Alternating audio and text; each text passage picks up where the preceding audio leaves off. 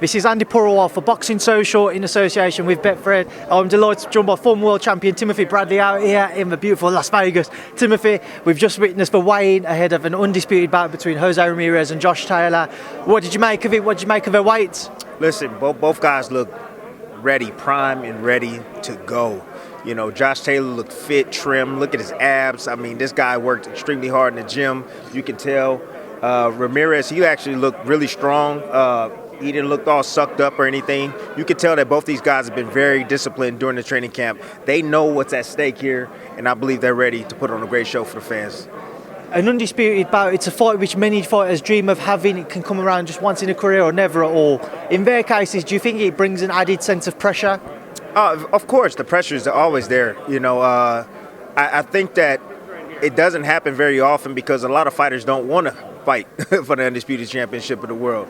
But the fact that these two guys are willing to step in the ring with one another, man, that just shows you they're throwback fighters in the sense to where they want to fight the best. They want to be the best in the weight class. And there's no argument after Saturday night, there's no argument who's the best 140-pounder in the world. Josh won the coin toss yesterday to weigh in second today, as he has just done, and then to walk second tomorrow. Do you think that's giving him a little bit of a boost, a bit of an advantage over Jose? Nah, not at all. I mean, weigh in second, weigh in first, none of that stuff really matters, man. Once you step foot in the ring, man, it's a fight. Doesn't matter what corner, red corner, blue corner, when you walk out first. The fighters, we don't pay attention to that, man, because once you get in that ring, it's all about the action, man, what's going on. We want to control and dominate that ring.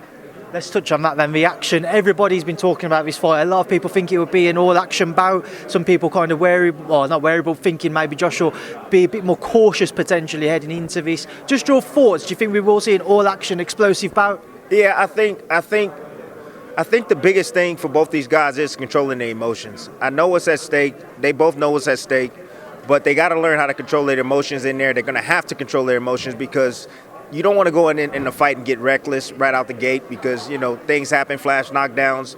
You get knocked down now, you got to come back, you know, a couple of rounds, win a couple of rounds to get back on the head on the scorecards.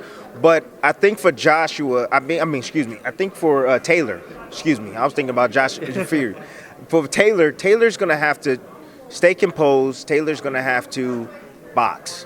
He needs to box. You know, he has this MO about him. He likes to fight. And that's the biggest concern that I have with him going in this fight.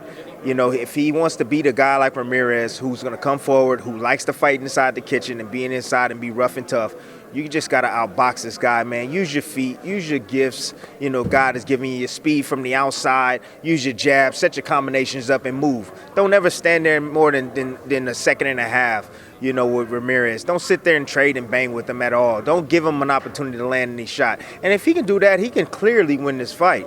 But if he stands and he wants to trade and he wants to fight and he, you know, doesn't control his emotions during the course of the fight, he could find himself picking himself up off the canvas, honestly, because Ramirez has punching power in both hands.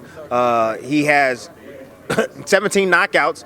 You got Taylor, who has 17 professional fights. This guy has a ton of experience against a lot of guys, top quality guys in this division. Timothy, both fighters have spoken openly about how they feel they can stop each other. Does tomorrow night end with a knockout victory? I don't think this fight goes the distance. I really don't. Both these guys' temperaments, both these guys like to fight, both these guys like to rumble. You know, they're out to hurt one another, man.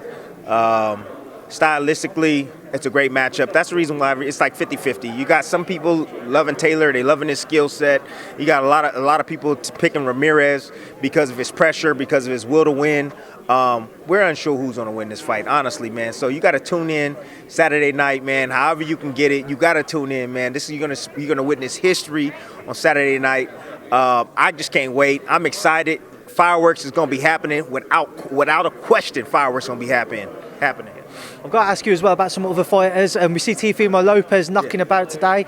Your thoughts? Teofimo spoken openly. If he beats Kambosos, he'd like to step up. He'd like to face the winner of this. Would you be interested to see that, Teofimo versus the winner of Taylor Ramirez? Well, I'm always interested in fights. I think it'll be interesting to have the 135-pound undisputed champion fight the 140-pound champion. But I think, you know, we have to just wait and see what happens after this fight. I think the winner probably wouldn't stay at this weight class. I think he'll probably get rid of the belts and move up to 147 pounds and, contend up that weight and see what they can do at that weight and win another world championship, add to their collection.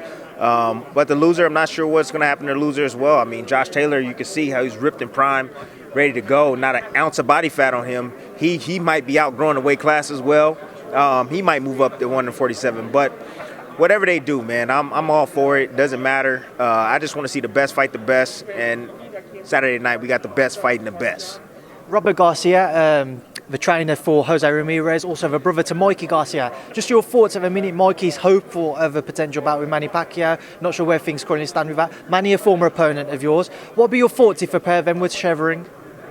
I don't know how serious that fight is, honestly. I love Mikey Garcia. I love what he brings into the ring. Timing beats speed. Mikey Garcia got some of the best timing in boxing. Got a lot of skills, got a lot of punching power. Pacquiao's been out of the ring for some time now. It's going to be probably revving on 2 years or so now. He is the bigger guy. It's really hard to bet against a fighter like Manny Pacquiao, even though he's 42 years old. He's a legend, a living legend, still fighting.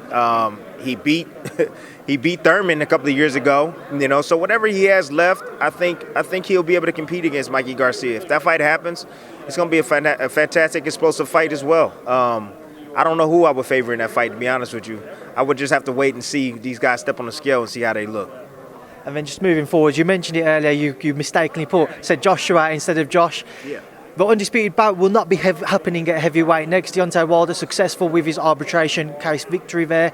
Just your thoughts on that entire situation over his last few days. In fact, we will now see a Wilder Fury 3 fight and most probably AJ Usyk next. Man, listen, I know it's going to happen, but I'm not happy about it. Honestly, I think that everybody was tuning up and getting ready for the Joshua Tyson Fury fight, man. Wilder, made his way in through the side door, through the cracks, and that's what it is right now. But I would really love to see another undisputed bout this year. The biggest bout of this year was Tyson Fury, Anthony Joshua. The Usyk fight is an interesting fight for Joshua. Usyk's a smaller guy coming up from cruiserweight. He has good legs, great fundamentals, and he's a tricky guy. Got a high IQ. It'd be a bit of a challenge, I think, for the bigger, harder puncher in Joshua. But still, great matchup. Still got to see it. Tyson Fury, Wilder. I know Wilder. I've been seeing some video on him and learning how to, be more mechanical and using more technique behind his punches now. Don't know how that's going to fare him in the matchup with Tyson Fury. Tyson Fury pretty much, to me, got his MO. He knows he needs to step to him. He knows he needs to get inside that punching power and bag him up and put him on his heels.